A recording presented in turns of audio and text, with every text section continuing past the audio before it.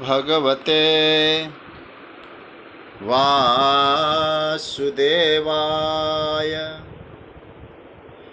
कृष्णाय वासुदेवाय हरये परमात्मने प्रणतः क्लेशनाशाय गोविन्दाय नमो नमः। नमः परमहंसास्वादितचरणकमलचिन्मकरन्दाय भक्तजनमानसनिवासाय श्रीरामचन्द्राय।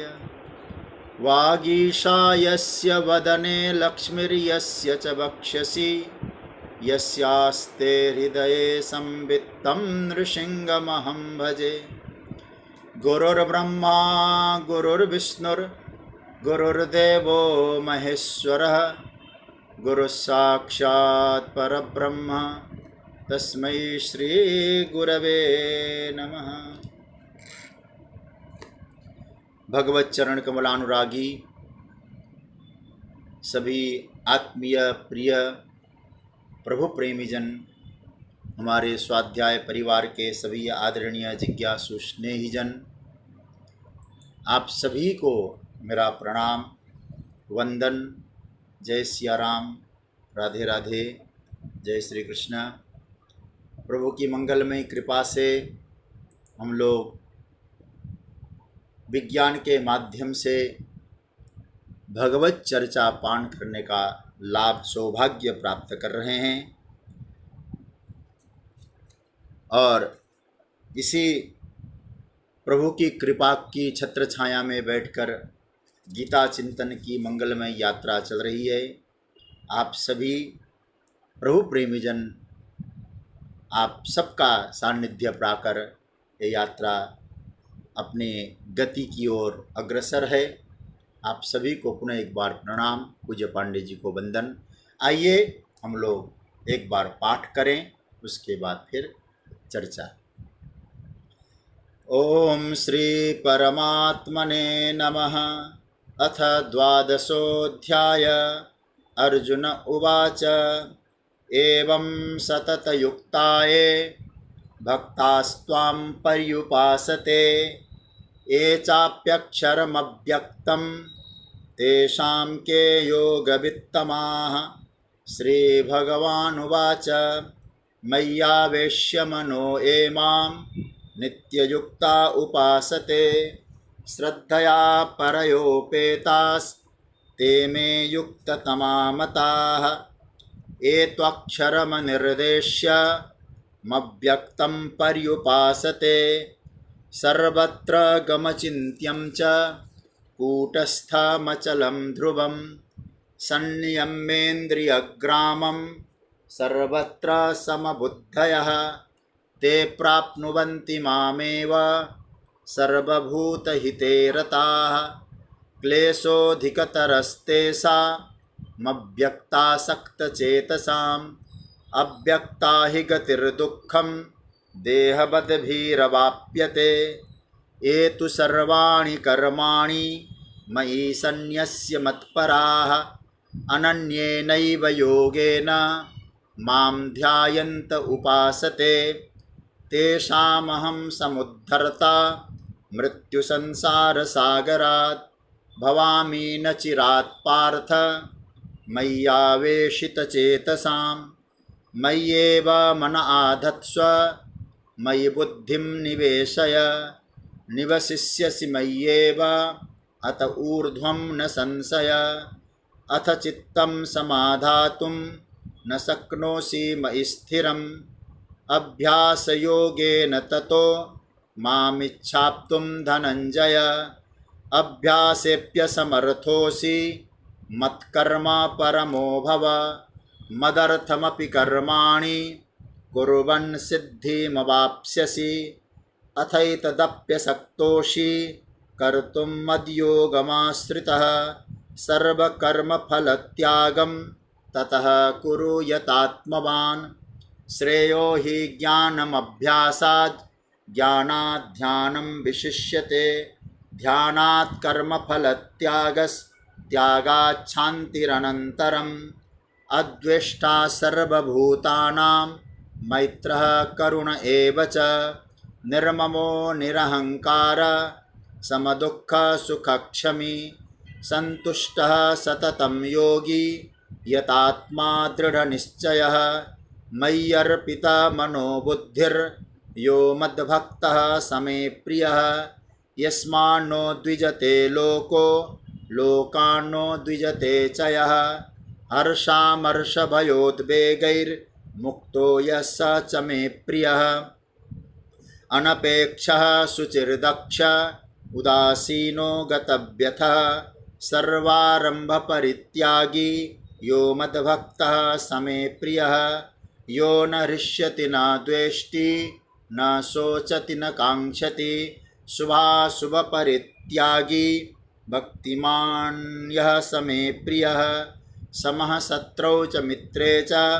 तथा मानापमानयोः शीतोष्णसुखदुःखेषु समः सङ्गविवर्जितः तुल्यनिन्दास्तुतिर्मौनी सन्तुष्टो येन केनचित् अनिकेतः स्थिरमतिर्भक्तिमान् मे प्रियो नरः एतु धर्म्यामृतमिदं यथोक्तं पर्युपासते श्रद्दधाना मत्परमा भक्तास्तेतीव मे प्रियाः। ओम तत्सदिति श्रीमद्भगवद्गीतासूपनिषत्सु ब्रह्मविद्यायां योगशास्त्रे श्रीकृष्णार्जुनसंवादे भक्तियोगो नाम द्वादशोऽध्यायः। श्रीकृष्णार्पणमस्तु। प्रभु की कृपा से हम लोग जो गीता की चिंतन की यात्रा में हैं, उसमें भक्ति योग का प्रभु ने सुंदर वर्णन किया है। पहले दो प्रकार के साधकों का वर्णन किया, उनकी साधना के उपाय क्या है, विघ्न कौन कौन से आते हैं, उसका भगवान ने निरूपण किया। और उसके बाद भगवान ने कर्म को भगवान में समर्पण की बात की, और करते करते उसकी हम चर्चा करेंगे। भगवान ने फिर अभ्यास की चर्चा करी,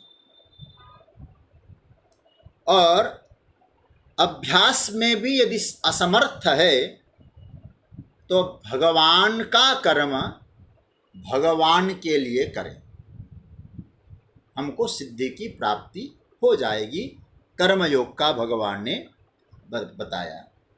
उसके बाद भगवान अब वो यदि उस प्रकार के कर्मयोग में भी मदर्थ कर्म और मत कर्म में समर्थ नहीं है, उसके लिए फिर क्या करना चाहिए, क्या विधान है, उस पर यहाँ भगवान अपना भाव व्यक्त कर रहे हैं।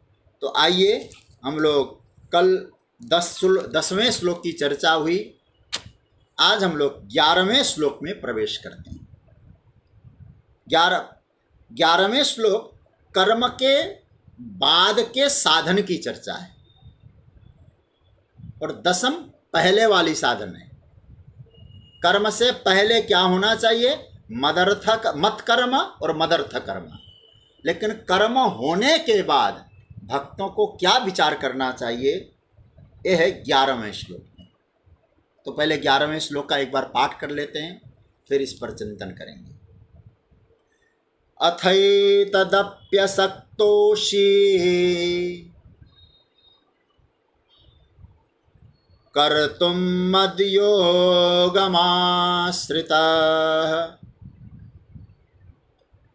सर्वकर्मफलत्यागं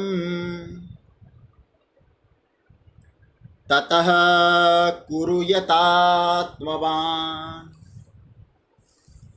इसका पहले अर्थ देखते हैं। अथ एतत् अपि कर्तुम असक्त असि ततः मद्योगम आश्रितः यतात्मवान सर्व कर्म फल त्यागम कुरु। मैं रिपीट कर रहा हूँ। अथ एतत् अपि कर्तुम असक्त असि ततः मद योगम आश्रित यतात्मवान सर्व कर्म फल त्यागम कुरु। इसका अर्थ देखते हैं। अथ एतत् अपि कर्तुम असक्त असि। हे अर्जुन, यदि इतना भी करने में, कितना करने में, परमार्थ का जो कर्म है, परमात्मा का कर्म परमात्मा के लिए करने में भी तुम असमर्थ हो, तथा मद योगम आश्रित, फिर तो मेरे योग का आश्रय लेकर, हमारे कुछ आचार्यों ने मेरे योग में भक्ति योग की चर्चा करी, उस पर हम लोग चिंतन करेंगे। यतात्मवान, अपने मन और इंद्रियों को काबू में रखते हुए सर्व कर्म फल त्यागम कुरु, संपूर्ण कर्मों के फल का त्याग करो। आप समझ रहे होंगे, यदि अभ्यास में असमर्थ है तो कर्म करो। कर्म परमात्मा के लिए कर्म में भी तुम असमर्थ हो, तो भगवान का आश्रय लेकर संयमी बनकर क्या करना है? संपूर्ण कर्मों के फल का त्याग करना है। ये भगवान ने यहाँ ये बात कही। अब थोड़ा सा इस पर हम लोग चिंतन करते हैं। देखिए, सभी लोगों के जीवन में, हम सभी जितने लोग हैं साधक, सभी लोगों के जीवन में कर्मयोग का अनुष्ठान संभव नहीं हो भी पाता है। कई बार इसको नकारा नहीं जा सकता। हाँ, कोई श्रेष्ठ साधक हो, वो अपना सेवक धर्म को निभाते हुए अपने आप को भक्त के रूप में स्थापित कर चुका हो, उस सेवक धर्म के आश्रय में सेवक धर्म को बखूबी निभाता हो,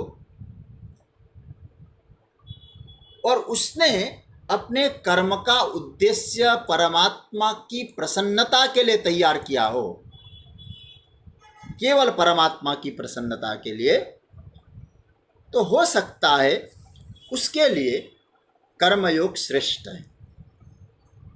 इसी का एक प्रकार से भगवान ने 6ठे श्लोक में भी ये बात कही है कि एतु सर्वाणि कर्माणि मयि सन्न्यस्य मत्परा। जो समूचे कर्मों को मुझे समर्पित करता है, मुझे उद्देश्य बना के करता है, भगवान कहते हैं उसके लिए क्या होता है? तो पहले भगवान ने क्या कहा? तेसाम हम समुद्धरता मृत्यु संसार सागरात। ऐसे साधक को मृत्यु संसार के सागर से बिना देर किए ही उद्धार करता हूं। ये भगवान ने 7वें श्लोक में कही। 6ठे श्लोक में कर्म को समर्पण की बात कही। 7वें श्लोक में भगवान ने ऐसे साधक को बिना विलंब किए उद्धार करने की बात कही। फिर भगवान ने 8वें श्लोक में मन और बुद्धि दोनों परमात्मा में निवेश करने वाली बात कही, मन को और बुद्धि को। अच्छा, मन और बुद्धि भी परमात्मा में निवेश करने में यदि कथनचित हम लोग असमर्थ है, तो 2 उपाय बताया प्रभु ने। परमात्मा की को पाने की इच्छा करो और अभ्यास योग सिद्ध करो। ये बताया भगवान ने 9वें श्लोक में। और अभ्यास में भी यदि असमर्थ है, तो प्रभु ने क्या कहा? परमात्मा का कर्म है, परमात्मा का बन करके और परमात्मा के लिए करना है। ये बताया 10वें श्लोक। अच्छा भाई, अब इसमें भी यदि हम असमर्थ हैं, तो भगवान कहते हैं अथैप कदप्य सक्तोषी कर्तुम मद योगमाश्रित। सज्जनों, फिर क्या करना? तो एक पंक्ति आज हम पकड़ते हैं इसका, सर्व कर्म फल त्यागम। ये जो नीचे की पंक्ति है, पहले इसको हम पकड़ के थोड़ा इस पर चिंतन करते हैं। सारे कर्म फल का त्याग करो। इस तरह के वाक्य को थोड़ा समझना पड़ेगा। गीता के कर्म फल त्याग की जो बात प्रभु ने कही है, इसको बिना समझे हम लोग आगे न बढ़ें आज, क्योंकि फल त्याग का जो संदर्भ है और श्रीमद् भगवद गीता में, गीता जी में यह कभी नहीं हो सकता फल त्याग का कि आप महीने भर तो खूब काम करो और महीने भर के बाद जो आपको तनख्वाह मिलता है, जो वेतन मिलता है, उस वेतन को छोड़ के आप चले आओ। क्योंकि भगवान ने कहा है कर्म फल का त्याग करो। अच्छा, आप जरा बताइए, आखिर में नौकरी करने का फल क्या है? वेतन ही तो है, पगार ही तो है। तो भगवान ने क्या कहा? त्याग करो। इसको पहले लॉजिकली समझना। जो आपने कर्म किया है, उस कर्म का फल जो मिल रहा है, उसका त्याग करो। अब जरा सोचिए, किसान कितनी मेहनत करता है और मेहनत करके उसने फसल तैयार किया, सुंदर फसल खेत में आए। अब जब फसल लाने का समय आया घर पे, तो उससे कहा नहीं नहीं नहीं, भगवान ने कहा है मेरे कर्म का फल मिल गया, अन्न अनाज, उसको मैं छोड़ देता हूं खेत में, क्योंकि त्याग करने की बात आई। तो यह फल त्याग का अभिप्राय क्या है? सर्व कर्म फल त्यागम, ये भगवान कह रहे हैं। यदि तुम अभ्यास में भी असमर्थ हो, कर्म में भी असमर्थ हो, भगवान के लिए कर्म करने में असमर्थ हो, तो कोई तुम कर्म करो, अपने लिए करो, किसी के लिए करो, लेकिन उसके फल का त्याग करो। ध्यान देना सज्जनों, यह जो 11वें श्लोक की जो साधना है, यदि हम गहराई से देखें तो ये जो साधना है, कर्म करने के बाद की साधना है। क्योंकि कर्म करना तो 10वें श्लोक में, और 11वां श्लोक में क्या कहा? कर्म के करने के पश्चात वाली साधना का वर्णन प्रभु ने यहां किया है। हमने कर्म कर लिया,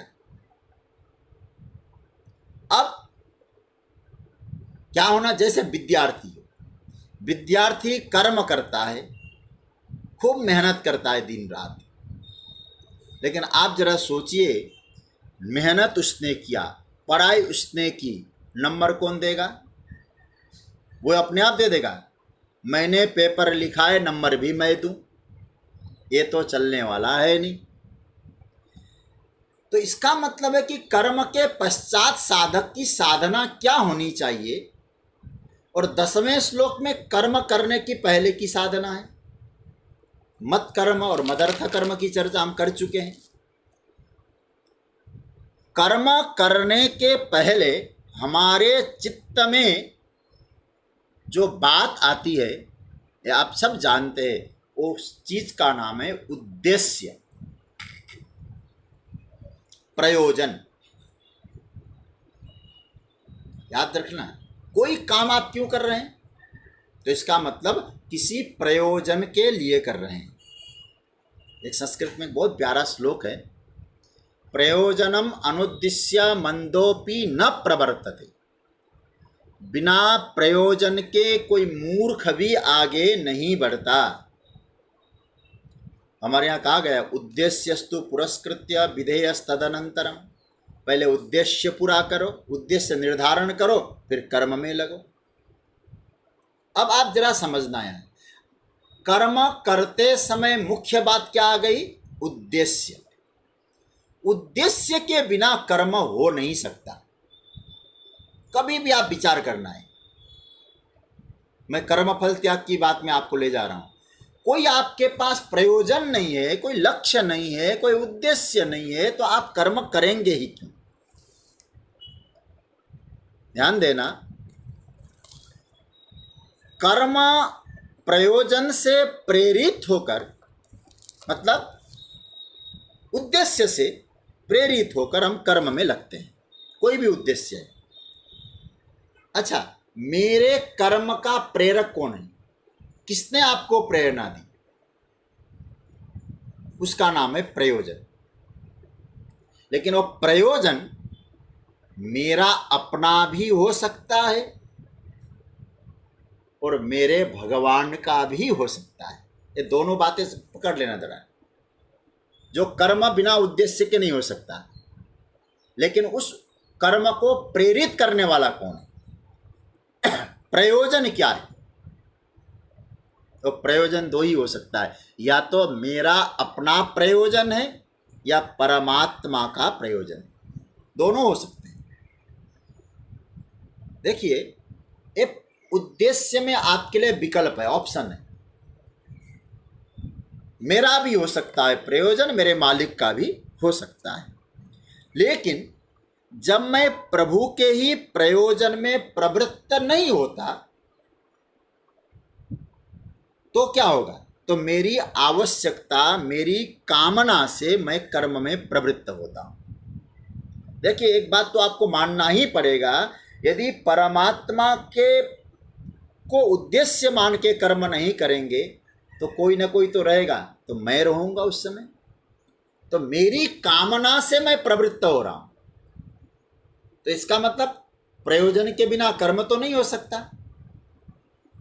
तो इसका मतलब है, यदि वो व्यक्ति अपने कामना की पूर्ति के लिए अपने कारण कर्म में प्रवृत्त हो रहा है, खूब जम के लगता है। क्यों लग रहा है? बोले मुझे यह चीज चाहिए, इसलिए वो लगा है। और लगने के बाद वो प्रभु से प्रार्थना भी कर रहा है, प्रभु मैं एक काम करने जा रहा हूं, मुझे मेरा काम बना देना, आप मुझे शक्ति देना। भक्त भी कर सकता है, परमात्मा से प्रार्थना करके परमात्मा की शक्ति को लेकर वो कर्म में प्रवृत्त हो रहा है। इसलिए हमारे कुछ लोग क्या बोलते हैं ना, भक्ति में शक्ति है, उस शक्ति को लेकर मैं कर्म में लगा हूं। आप बात समझ रहे होंगे, भक्ति में शक्ति है और उस शक्ति को लेकर मैं कर्म में लगा हुआ हूं। लेकिन हमारे संतजन थोड़ा उल्टा बोलते हैं, भक्ति में शक्ति है मत कहो, बल्कि एक कहो कि शक्ति है तो भक्ति करो। भक्ति में शक्ति है नहीं, आपके पास यदि सामर्थ्य है, आपके पास शक्ति है, आपके पास योग्यता है, आपके पास समझदारी है, तो भजन करो। पर हमें तो शक्ति चाहिए। अतः क्या बोलते हैं, भक्ति से हमको शक्ति मिलती है। फिर होता क्या है, भगवान का भजन करके मैं शक्तिमान बना हूं। लेकिन वो शक्तिमान टीवी वाला शक्तिमान नहीं है, मुझे शक्तिमान बना हूं, और शक्ति का मैंने संचय किया है और मैं जी जान से लगाकर कामना के अनुसार खूब परिश्रम कर रहा हूं और कर्म में प्रवृत्त हो रहा हूं। अब ध्यान से समझना, तो आपने भले ही भगवान की उपासना से शक्ति प्राप्त करके कर्म में लगे हों और वो कर्म आप अपनी कामना पूर्ति के लिए कर रहे हों, आपके द्वारा कर्म हो गया, आपने कर्म को कर लिया। अब कर्म होने के बाद आप उस कर्म से निकल गए, तो आपका जो कर्म है वो क्या हुआ, भूतकाल हो गया,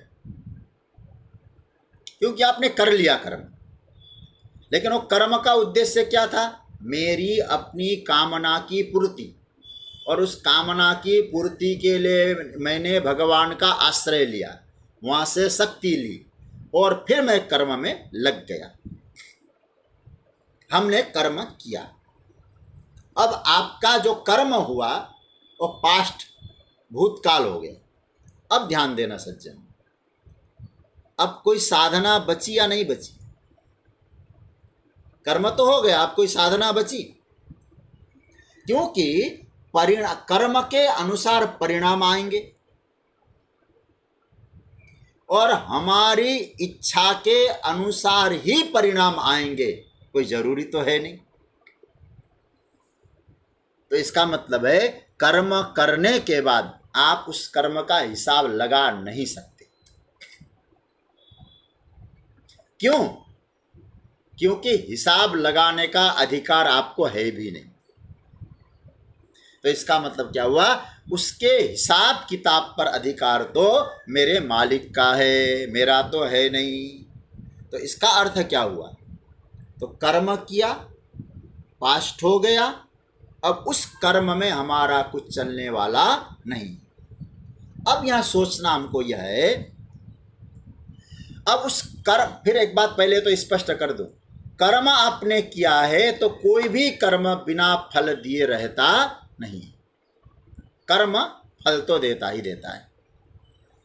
अब आप ये सोचिए, वो कर्म जो हमने किया उसका जो फल है वो हमारी इच्छा के अनुसार भी आ सकता है अथवा इच्छा के अनुसार नहीं भी आ सकता है। और एक बात और कहूं, हमारी इच्छा के विरुद्ध भी आ सकता है। ये तो आप यहां तक तो आपने बात समझ लिया होगा।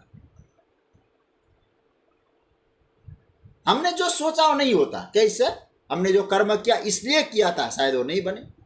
तो इसका मतलब है ये लोगों का अनुभव है। हमने जिस उद्देश्य के लिए किया था ना, वो काम नहीं बना। कभी कभी तो ऐसा लगता है हमारा कर्म तो हमने कर लिया, एकदम विपरीत फल आ गया। काम किस लिए किया था आपने? हमको यश मिले, हमारी प्रेस्टीज बढ़े, हमको प्रतिष्ठा मिले। मिला क्या? बदनामी। मिला क्या आपको?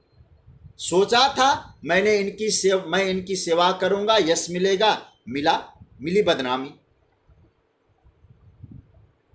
और फिर क्या हुआ? अच्छे के लिए गए थे हम। एक कहावत बनाई लोगों ने, होम करते ही हाथ जले। ठीक है, हम हवन करने बैठे थे, हवन करना सत्कर्म है, लेकिन उसका परिणाम क्या हुआ? हमारे हाथ जल गए। ध्यान ये देना है, काम यदि हम अच्छा करने गए थे तो परिणाम गलत क्यों आता है? गलत। अब केदारनाथ गए थे लोग दर्शन करने, किस लिए गए थे? पर इतनी लंबी यात्रा, ऐसी दुर्गम यात्रा, केदारनाथ गए थे दर्शन करने, शुभ कर्म करने गए थे, और फल क्या मिला? महाराज ऐसी तबाही हुई, अनेकों लोग अपनी जिंदगी से हाथ धो बैठे। इसलिए कभी कभी लगता है कर्म का क्या विषय है। और भगवान यहां कहते सर्व कर्म फल त्यागम। पहले कर्म के सिद्धांत को समझो, फिर फल त्याग हो सकता है कि नहीं। देखिए, कई बार आदमी परिश्रम करता है, खूब ऊर्जा लगाता है, फिर भी कर्मानुसार फल नहीं मिलता। महाराज ये जो कथा की यात्रा में लोगों से मिलना होता है ना, लगभग 95% लोगों का ऐसा अनुभव है, हमने किया तो अच्छे के लिए ही था, लेकिन हुआ कुछ नहीं है, मामला बिगड़ गया। 95% मैं कह सकता हूँ, 100 भी हो सकता है। कई बार होता है हमने किया अच्छा, लेकिन क्रेडिट किसको मिला? किसी और को। और जिसको क्रेडिट मिला उसने कुछ किया ही नहीं। और भाई आपको बताएं, ये बात मैंने बहुत अनुभव किया, बहुत महसूस किया है। दूसरा ये भी महसूस होता है, लेकिन एक दूसरा पक्ष मैं लूं, ये भी अनुभव होता है कि मैंने कुछ किया ही नहीं और यश खूब मिल गया। किया मैंने कुछ नहीं है, खूब मिल गया मुझे प्रेस्टीज, खूब मिल गया यश, खूब मिल गई वाहवाही। एक आप लोग गीत गाते हो ना, करते हो तुम कन्हैया और मेरा नाम हो रहा है।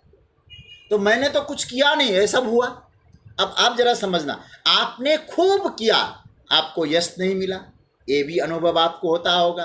और कभी कभी ये भी अनुभव होता होगा कि मैंने तो कुछ भी नहीं किया और मिल गया सब कुछ।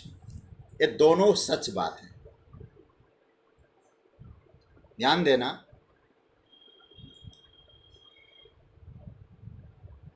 कई बार ऐसा होता है कि व्यक्ति सोचता है कि ये काम से मेरा खूब नाम होता है, लेकिन महाराज गड़बड़ होता है। इसलिए भगवान कहते हैं, वो है ना, चौथे अध्याय में एक श्लोक आया, मैं तुरंत पकड़ लूं, कर्मणो ह्यपि बोद्धव्यम, वो हमने पढ़ा है, बोद्धव्यम च विकर्मण अकर्मणश्च बोद्धव्यम गहना कर्मणो गति।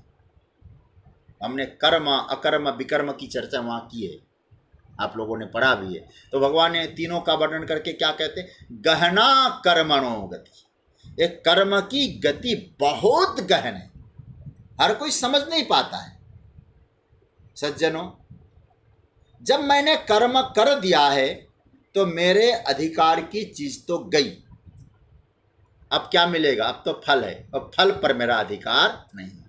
इसलिए मैं आपसे निवेदन करूंगा, नोट करने वाली चीज आपको बता रहा हूं। देखिए, 4 चीजें आप नोट करें। एक तरफ लिख दीजिए वर्तमान और उसके नीचे लिख दीजिए कर्तव्य। जैसे है ना, ऊपर लिख दीजिए वर्तमान और नीचे लिख दीजिए कर्तव्य, और इधर लिख दीजिए भविष्य और नीचे लिख दीजिए फल। 2 पार्ट हो गए, वर्तमान कर्तव्य का एक पार्ट हो गया और भविष्य और फल का दूसरा पार्ट हो गया। अब हमें ये चिंतन करना है, ये 4 चीजों में क्या हम कर सकते हैं और क्या हम नहीं कर सकते, और क्या हमारे हाथ में है, क्या हमारे हाथ में नहीं। पहले ये पाप को पकड़ना होगा, फिर कर्म फल त्याग की बात बाद में। देखिए, वर्तमान हमारे हाथ में,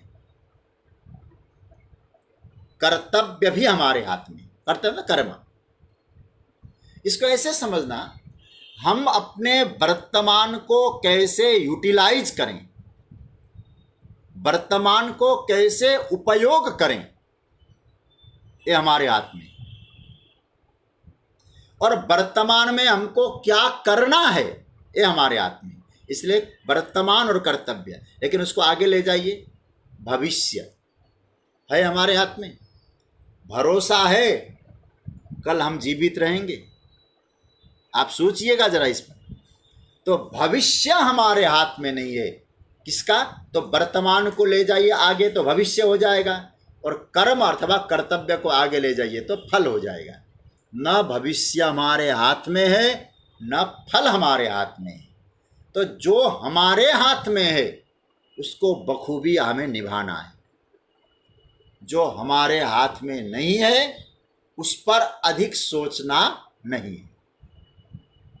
बुरा मत मानना सज्जनों, यदि दूसरे की हाथ की चीज ना हम खींचने की कोशिश करते हैं ना, कलह होता है कि नहीं होता है। अरे भाई, दूसरे के हाथ का अधिकार तुम अपने हाथ में क्यों लेना चाहते हो, ये तो उनके हाथ का अधिकार है ना। तो न भविष्य हमारे हाथ का अधिकार क्षेत्र में आता है, न फल हमारे अधिकार क्षेत्र में आता है। तो क्या अर्थ हुआ, जो हमारे हाथ की बात है उसको निभाइए, जो हमारे हाथ में नहीं है उसको छोड़ दीजिए। इसलिए भगवान कहते हैं, और यदि वो फल वाली बात आई तो भगवान ने क्या कहा, सर्व कर्म फल त्यागम। यदि तुम कर्म ईश्वर के लिए नहीं कर सकते हो अर्जुन, तो संपूर्ण कर्मों का फल तुम त्याग दो। यहां भगवान ने कहा है महाराज 11वां श्लोक में, सर्व कर्म फल त्यागम, गीता में लिखा है, सारे कर्मों के फल को आप त्याग दीजिए। बुरा न माने, मैं आपसे एक निवेदन करना चाहूंगा, क्या हम फल त्याग सकते हैं? कभी आप सोचिएगा, कर्म का फल हम त्याग सकते हैं क्या? कभी यदि चिंतन करना। और मैं तो चैलेंज दे के कह सकता हूं, कोई माई का लाल नहीं होगा जो कर्म का फल त्याग सके। गीता में लिखा है, लेकिन मैं आपसे कहूँ बुरा न मानना, मैं आपको ललकार के कह सकता हूँ। आप लोग मेरे अपने पारिवारिक लोग हैं, इसलिए किसी की ऐसी हिम्मत है क्या जो फल को त्याग कर सकता? अगर इतनी हिम्मत हमारी होती फल त्यागने की तो मेरे नारायण इसका भविष्य फिर से बताएं प्लीज। हाँ, बहुत बढ़िया। देखिए, अच्छा है, ऐसी जिज्ञासा अच्छी लगती है। मतलब मूल बात मैंने कहा था, दो चीजें हमारे हाथ में है, वर्तमान और कर्तव्य। कर्तव्य जो हमको मिला है हमें करना है, हम कर सकते हैं उसको, और वर्तमान कैसे हम उसको यूज करते हैं, उपयोग करते हैं, वो हम कर सकते हैं। लेकिन जो हमारे हाथ में नहीं है, भविष्य, वो किसके हाथ में? भगवान के। तो हम अपने हाथ की का क्षेत्र का जो अधिकार है उसको ठीक ढंग से करें, क्योंकि भविष्य हमारे हाथ में नहीं है, परमात्मा के हाथ में है। तो परमात्मा के हाथ की चीज जो भविष्य है, उस भविष्य पर ज्यादा फोकस होकर वर्तमान को न बिगाड़ा जाए, क्योंकि हमारे हाथ में है नहीं वो चीज। जो चीज हमारे हाथ में नहीं उसी पर चिंतन करेंगे तो वर्तमान तो बिगड़ गया हमारा। आप सोचिएगा जरा। मैं एक उदाहरण, आपने जिज्ञासा की है, पूर्णमा आपने, मैं नाम नहीं देख पाया जिसने भी जिज्ञासा की, अच्छा है। वर्तमान को कैसे कैसे बिगाड़ते हैं हम लोग? देखिए, भविष्य का चिंता करके। जैसे मैंने एक दिन शायद उदाहरण दिया था गीता के स्वाध्याय में। मैं एक चित्र बना रहा हूं, पेंटिंग तैयार कर रहा हूं, और पेंटिंग तैयार करके सोचने लगा, ये जो पेंटिंग है मैंने बनाया, इसकी कीमत लगभग 50,000 रुपया होगी। मैं पेंटिंग बना रहा हूं, रंग भर रहा हूं, लेकिन ध्यान कहां जा रहा है मेरा? भविष्य पे, कर्म फल पर। फिर मन में आता है, नहीं, 50,000 तो नहीं मिलेगा, लगभग 40-45,000 ही मिल पाएगा।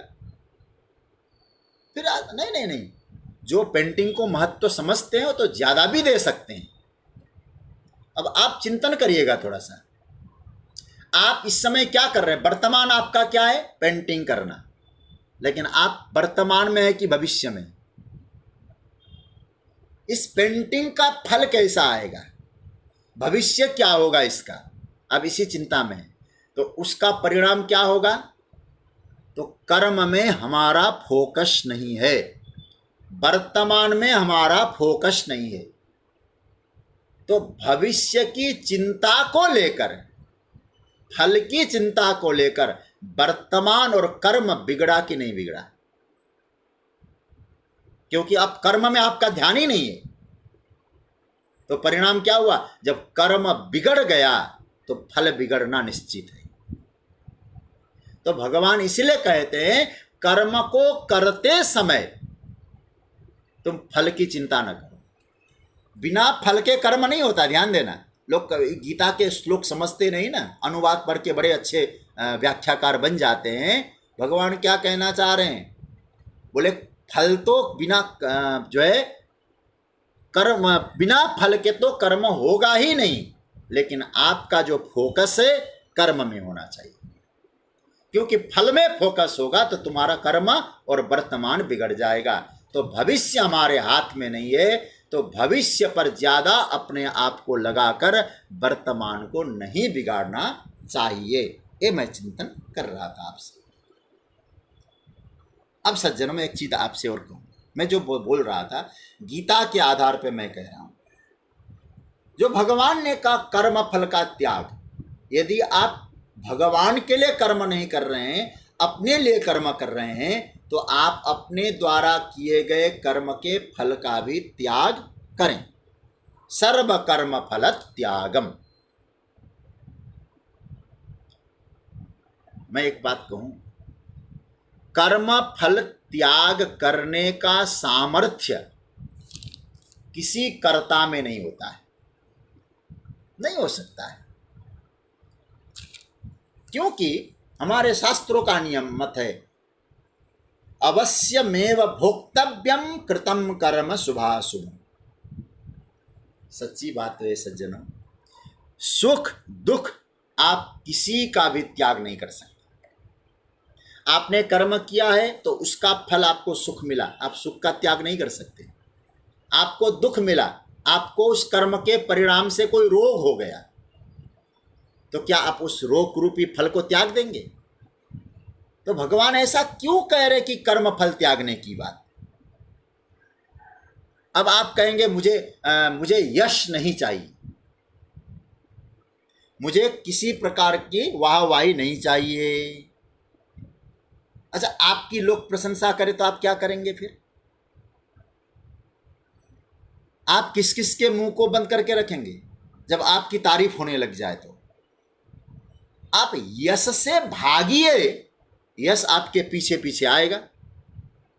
इसलिए सज्जनों, मैं बार बार ये कहना चाह रहा हूं, कर्म तो हो सकता है, कर्म के द्वारा जो फल मिलता है, फल त्याग हो नहीं सकता।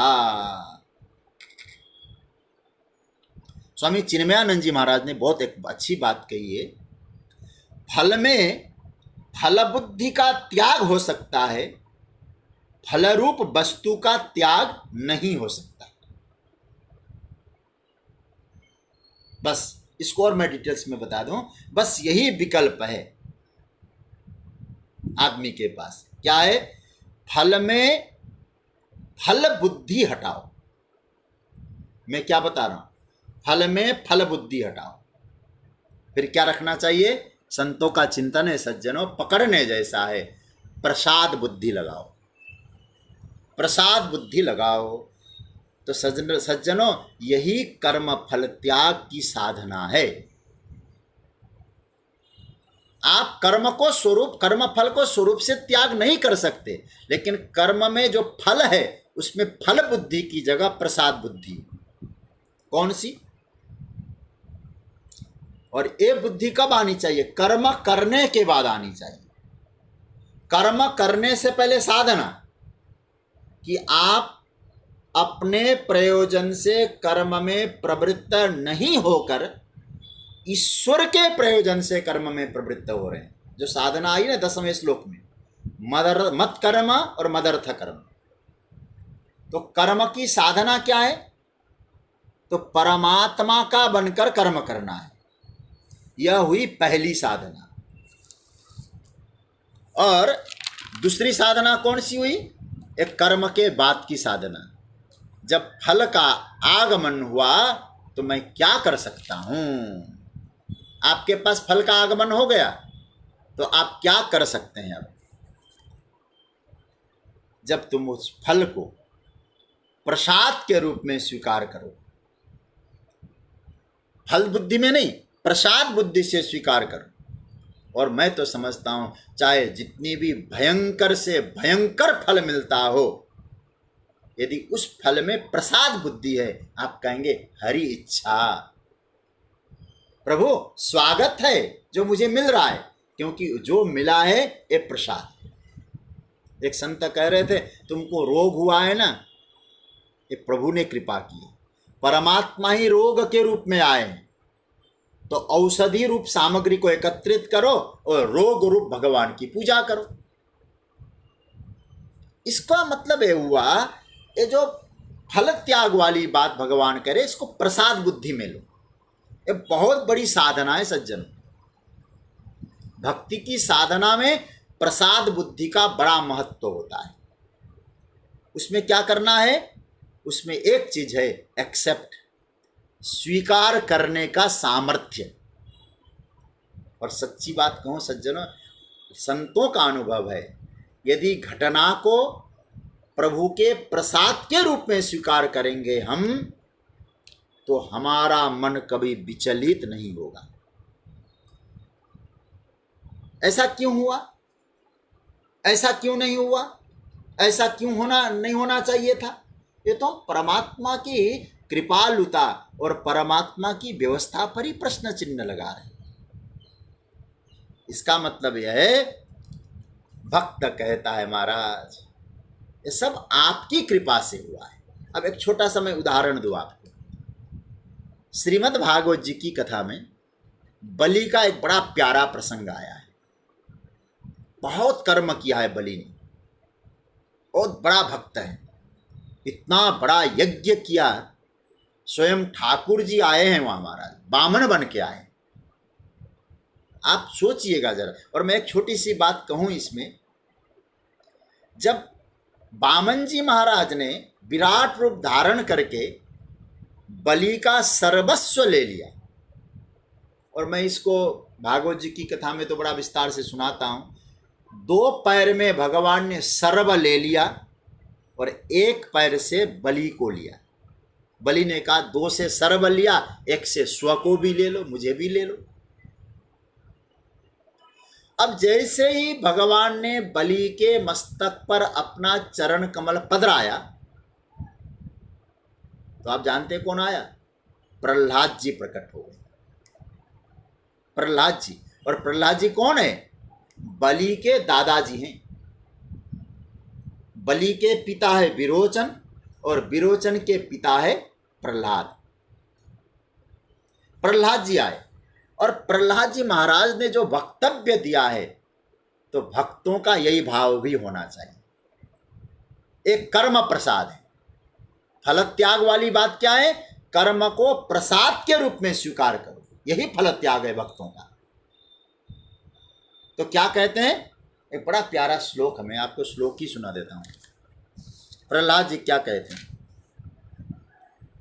तो यही बदत्तम, प्रहलाद जी प्रकट। इसका एक अर्थ और समझ लेना, कोई अपने पूर्वजों को याद करके सत्कर्म करता है तो उसके पूर्वज प्रसन्न होते हैं, प्रकट होते हैं। प्रहलाद जी प्रकट हो गए। तो क्या कहते हैं? त्वयैव दत्तं पदमैन्द्रमूर्जितं हृतं त्वदेवाद्य तथैव शोभनं मन्ये महानस्य कुतो ह्यनुग्रहो बिभ्रंसितो यत् श्रिय आत्ममोहनात्। क्या प्यारा मंत्र है महाराज। ये श्रीमद् भागवत के 8वें स्कंद के 22वें अध्याय का ये 16वां मंत्र है। क्या कहते हैं प्रहलाद जी? प्रहलाद जी कहते हैं महाराज, आपने बलि का सर्वस्व ले लिया और आपने ही सब दे दिया। आपने ही दिया और आपने ही लिया। और महाराज आपका देना भी ठीक था और आपका लेना भी ठीक है। और दोनों क्या है? बोले शोभनम। क्या गजब का स्टेटमेंट है, जरा सोचिए।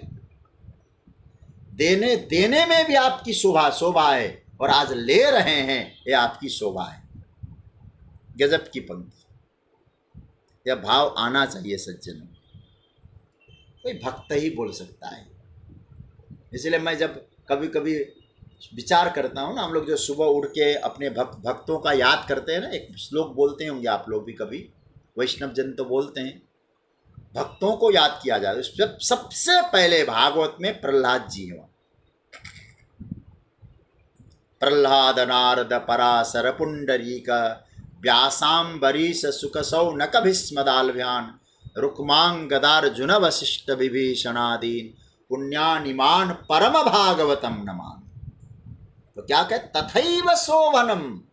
यदि दिया है आपने तो भी बढ़िया है, और आज यदि आपने लिया है तो भी आपकी कृपा है। ये है सर्वकर्म फल त्याग। दिया है आपने तो कर्मों का फल मिला, आपने लिया है तो कर्म का फल मिला। तो तब क्या है? भगवान कहते ये भक्तों की स्थिति। इसका मतलब है देने में जैसा आनंददायक है, लेने में भी वही आनंददायक है। तो इसका मतलब है यदि आपने एक्सेप्ट करना चालू कर दिया परिस्थितियों को, कर्म के फल को, केवल स्वीकार मात्र कर लो, इतना करने का परिणाम है सारा झंझट दूर। और मैं तो ये समझता हूं, स्वीकार करने की प्रवृत्ति आ जाए। किस रूप में? प्रभु का प्रसाद है, इस रूप में स्वीकार करने की प्रवृत्ति आ जाए तो भीतर की लड़ाई तो खत्म। भीतर आप शांत हैं। एक ही चीज चाहिए सज्जनों, भक्तों के जीवन में परमात्मा की व्यवस्था और परमात्मा का विधान वो स्वीकार है, स्वीकृति है।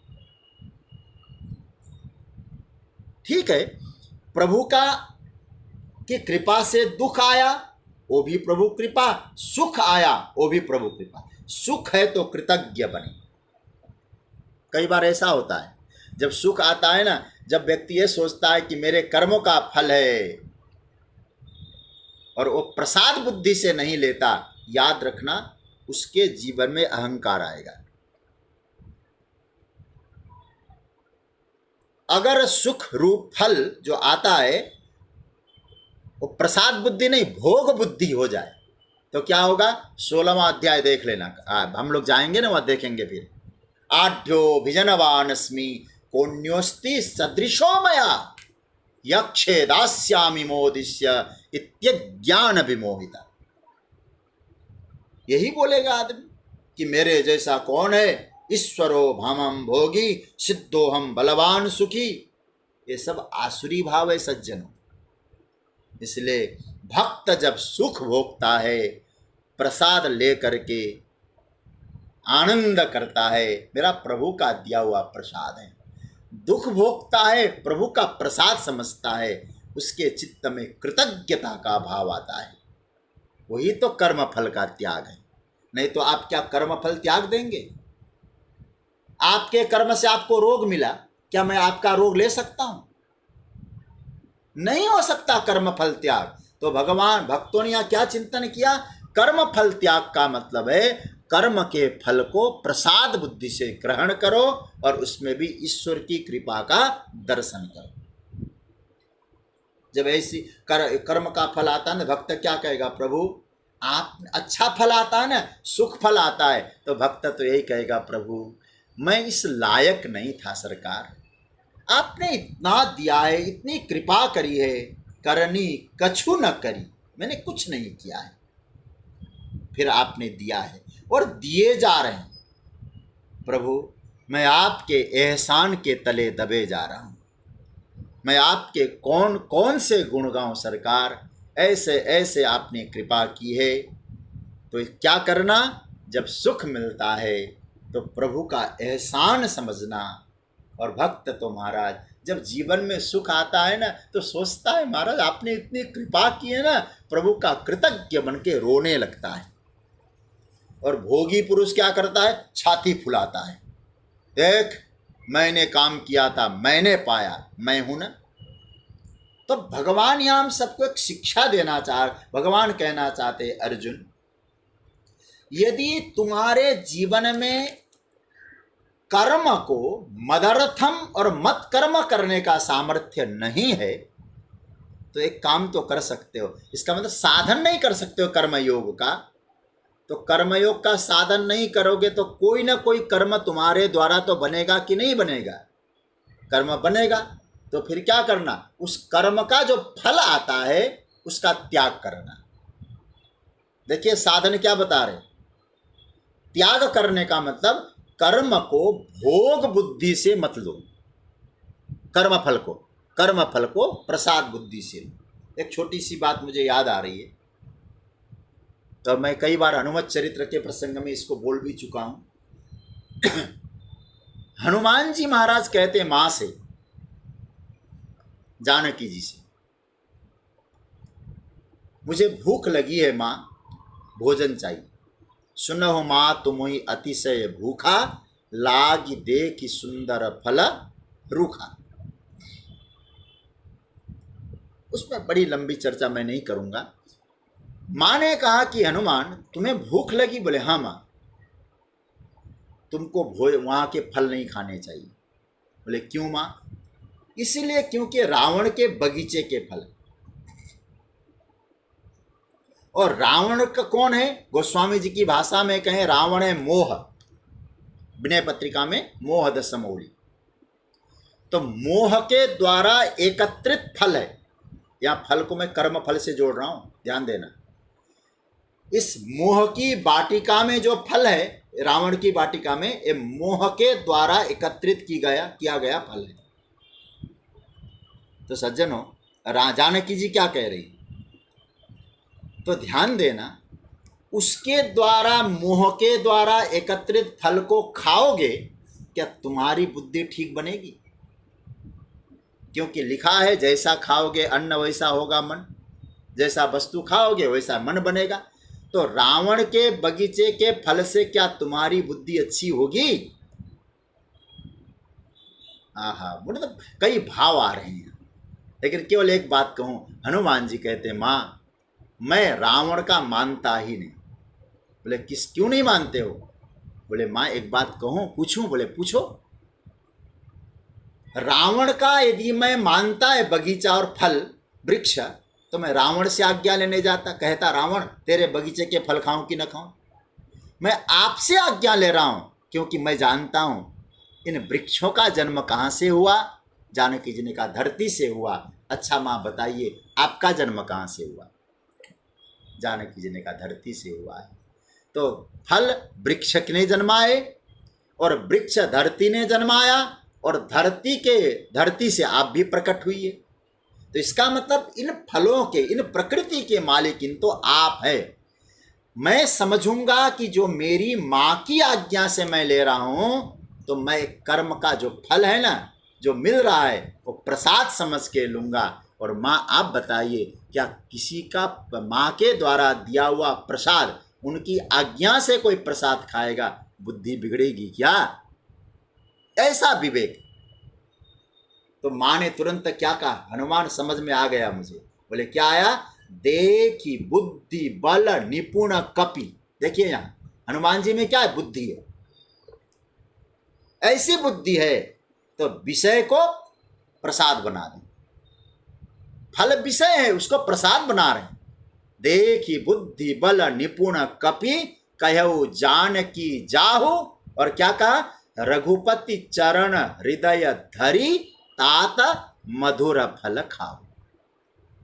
अब वही जानकी जी कह रही थी मोह के बगीचे के फल है, वही जानकी क्या कह रही है? मधुर फल खाओ। अच्छा भैया फल कैसे मधुर हो गए? क्योंकि तुम्हारा भाव बदल गया। सज्जनों ये फल और कुछ नहीं है, तात मधुर फल क्या है?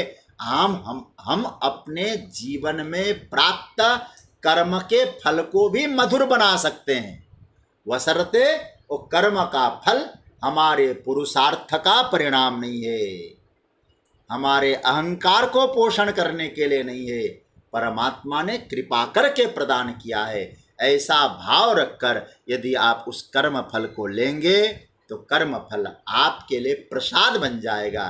तो कर्म फल जब प्रसाद बुद्धि से ग्रहण करेंगे तो याद रखना भोग बुद्धि नहीं रहे तो परिणाम वही कर्म फल का समर्पण हो जाएगा, सर्व कर्म फल त्यागम हो जाएगा। फिर उसके बाद फिर यथात्मवान बनना होगा। इसकी चर्चा हम करेंगे। आज ये श्लोक बड़ा प्यारा श्लोक लगा, थोड़ा कर्म फल त्याग की चर्चा आपके सामने रखा है। एक दो मुझे सूचना देनी है।